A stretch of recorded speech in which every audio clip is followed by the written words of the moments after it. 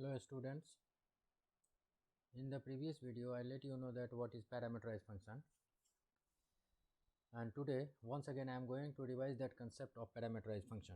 Okay, so actually what is parameterized function? The function having some parameters. And what are the parameters?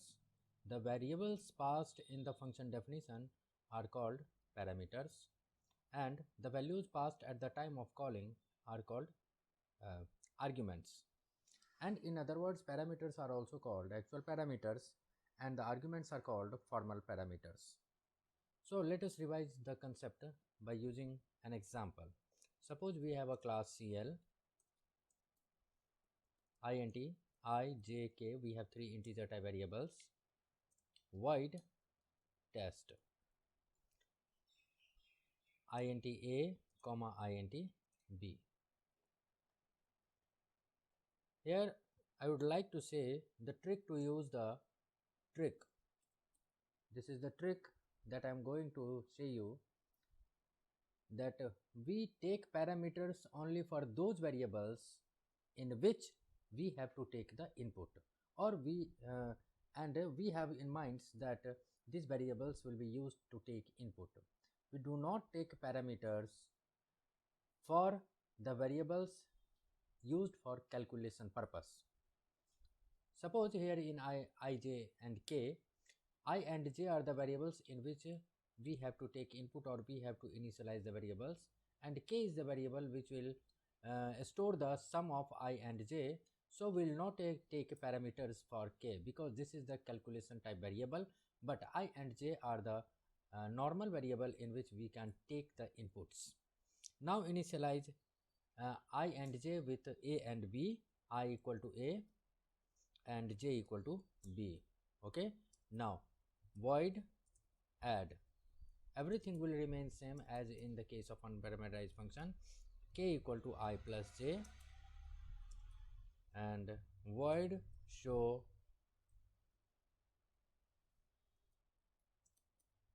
system dot out dot println sum equal to plus k. Okay, now create another class cl1 public static void main string ar.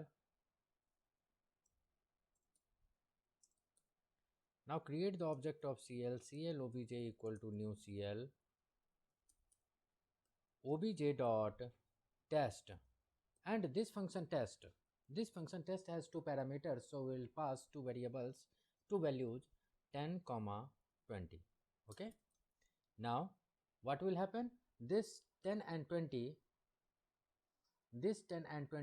will be assigned in a and b. 10 and 20 will be assigned in a and b. The first value 10 will be assigned in A and the second value 20 will be assigned in B. Further, the value of A will be assigned in I and the value of B will be assigned in J. So the values of I and J will be 10 and 20 respectively. Here you have to keep in mind one thing, that the values should be passed in the order of the parameters. It means the sequence you maintain at the time of in passing the arguments, you will have to keep in mind that in which order the parameters have been used. First value in the first parameter, second value in the second parameter. Okay, now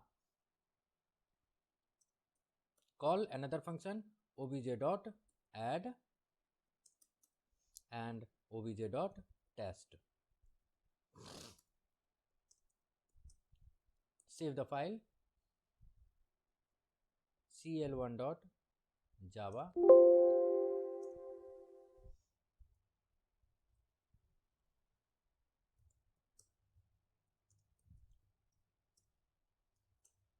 Compile javac cl1.java.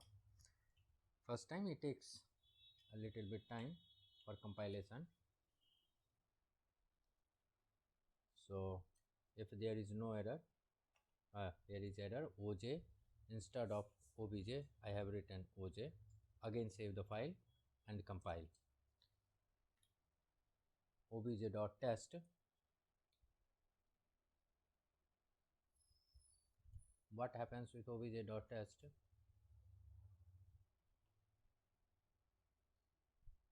obj.test, test.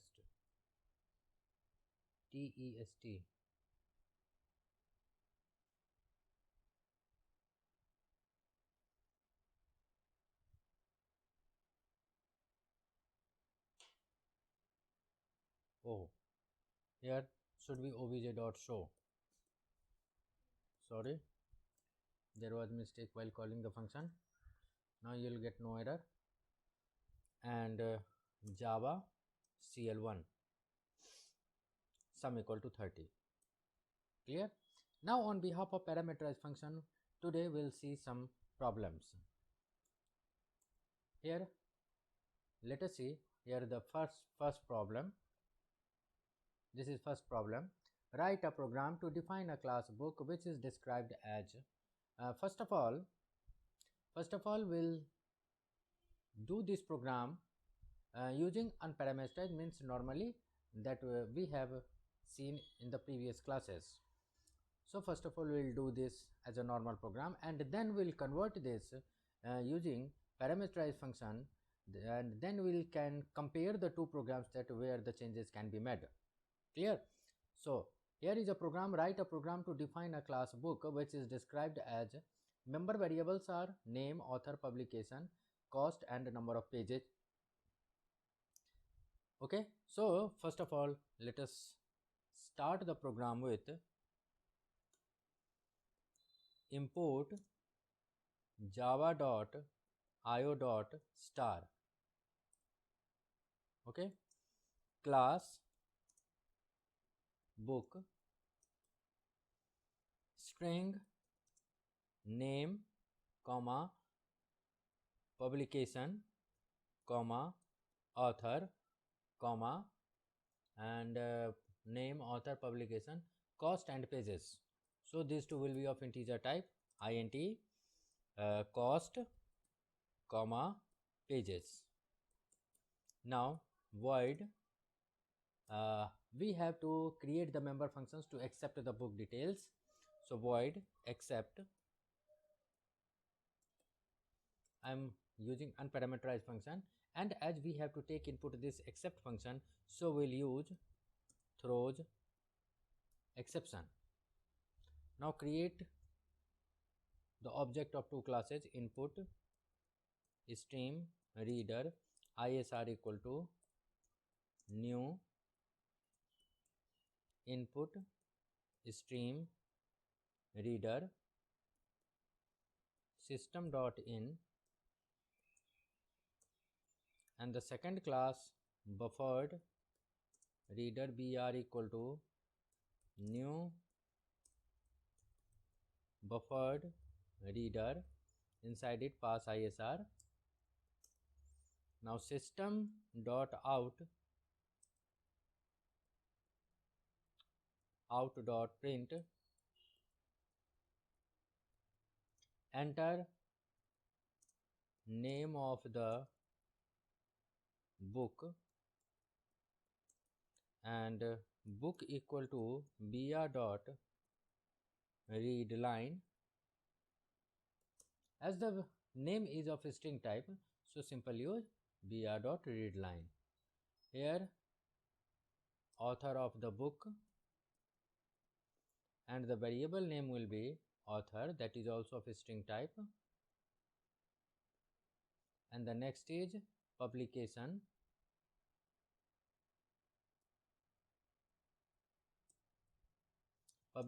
name of the book, and the variable for the publication is publication.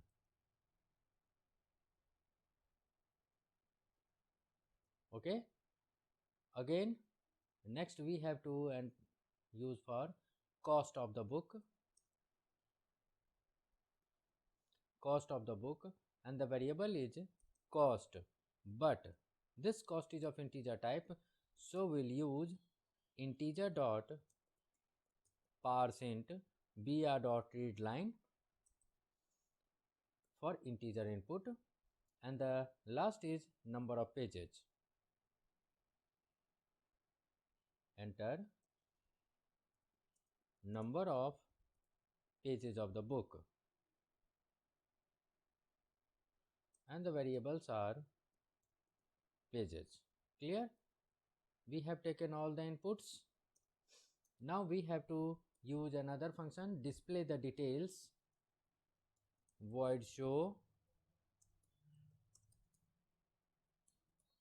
system.out.println name of the book equal to plus name. Here publication of the book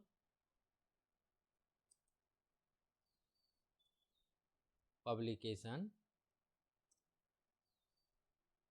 After that, author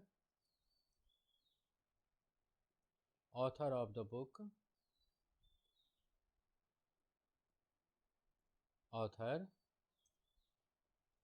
After that, cost of the book,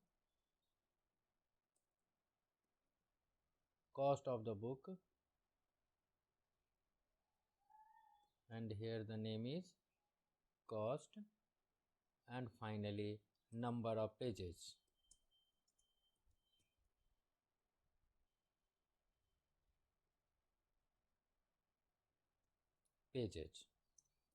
Okay. Now finally we have one more function to increase the cost of the book by ₹50. So void increment. You can take any name for the function name, and the previous cost is cost, so cost plus ₹50. Okay. Now create another class CL, or you can also take book1 public static void main string AR throws exception.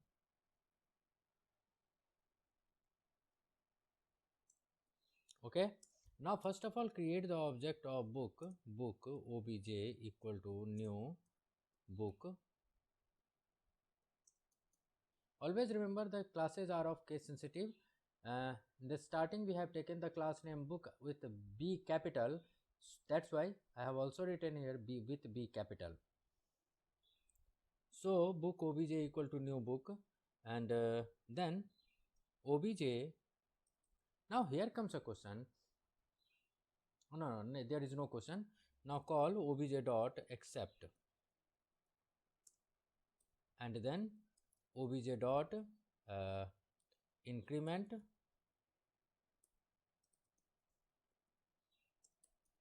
obj dot display.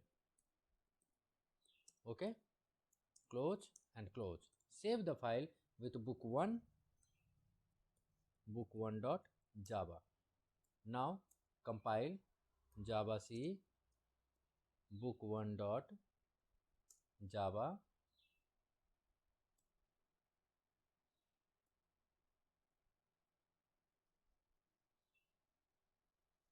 No book. Here is the variable name is name,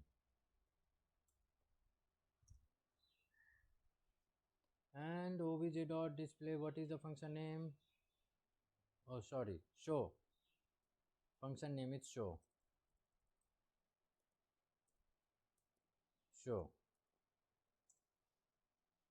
No error.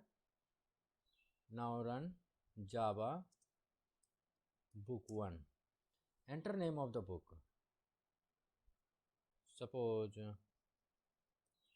Java, author name Sumita Arora, publication Dr. Dhanpat Rai, cost of the book 450 and number of pages 600. So here is the output. Name of the book is Java. Okay, name of the book Java, publication TR, author of the book Sumita Arora, but cost of the book is 500 because the cost has been increased by 50 rupees and the number of pages of the book is 600. These are the simple methods. Now we have to see that how to use the parameterized function, how to implement parameterized function. Now the first thing, you know, while using parameterized function, which function should be used as parameterized. So obviously, if we don't have any parameters, then which function will be used to take input? Accept function. So obviously now accept will be used as parameter. So declare one variable string nm, one variable for name.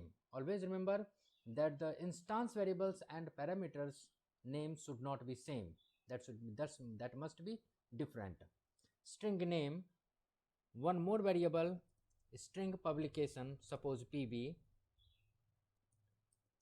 string author, suppose AR, AR already, TH, then INT, CES for cost, and one more variable INT PG. And as we are not going to take input in this function, so we'll remove it and will initialize all the instance variables with these parameters. Name will be initialized with nm, then publication will be initialized with pb. The parameters for publication we have used is pb. Now author will be initialized with author we have not used for th. For author we have used th. Then cost, for cost will be initialized with cs and pages will be initialized with pg. Okay, now here comes a question that how these parameters will get their value. These parameters will get their values from main, because the accept function will be called from main. So in main, before creating the objects, first of all you will have to take input for all those parameters, and that's why all the inputs that we have taken in accept will be used in main. Okay, now here declare the variables name, that is of string type. You can take the same name in main. Remember, in main you can take the same name or different variable name. String name, here string author, string publication, int cost, and int pages. Now we have taken input for all the variables and it's time to pass all these variables in accept. The first variable was used for the name, so here the variable, the corresponding variable that we have used is name. This name will be used here, comma. For publication we have taken the variables publication, so we'll use publication. Then you will have to pass the variable in sequence. In what sequence? As in the case of parameters. Here the second variable was used for publication, that's why here the second variable used publication. However, we have taken input for author for the second option. So you have to pass the values or the arguments in order of your parameters passed here. Okay, so after publication you have author, comma, after author cost, and then pages. all the variables have been passed. Clear? So the program is complete. You have to make only 3 changes. First, pass parameters in the input function and initialize the variables. Second, take input in the main as the main starts before creating any object, and then the variable should be passed at the time of calling. Clear? Now compile. First of all, save.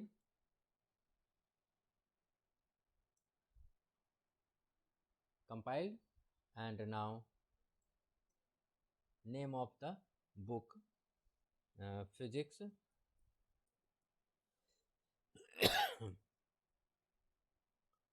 Author of the book, suppose Selena. Publication name I don't know, I am giving something else.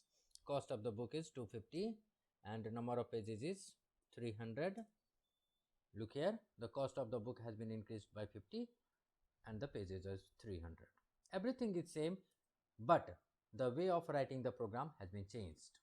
Clear? So in this way we can do many more programs. So we will do the practice for all these programs. Here is one more concept, that is return type function. In the next video we will discuss on return type functions, that is most important function, one of the most important functions in Java. And after that we have function overloading, one more topic. And as your book has been referenced, I think number of chapters 1A and 1B in the first term, or whatever is the next exam will be. So in that exam you will have to do revisions for chapter 1 and chapter 1A and chapter 1B. Chapter 2 I have completed chapter 2. Chapter 3 is going on. It will take hardly 2 more classes. In the next class I will discuss on return type function, and after that we will discuss on function overloading, method overloading. Then we have one more chapter, constructor. So I think by the end of this week chapter 3 will be completed, and in the next week chapter 4 will be completed. Constructor is also one of the most important but very easy. But before constructor you should know properly the all these functions type, means unparameterized function, parameterized function, and then return type. That we will discuss in the next video. Okay, thank you.